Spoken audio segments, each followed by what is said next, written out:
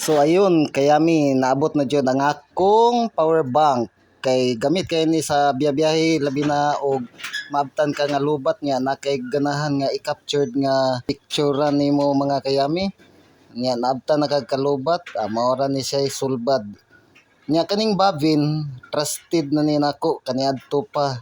Kaning babin original ni nga klase sa power bank nya trusted na kayo ni nako nga brand kaniadto pa. Nya medyo bugat gid ni siya. Nya color white ang akong gi-order. Nya nani siya sa 880 dala sa shipping fee mga kayami. O dira na bugat kayo siya. Original. Usa sa mga specs ani niya is 20,000 mAh ang capacity, battery capacity niining babin power bank mga kayami. Nya magamit na gini nako sa akong mini vlog.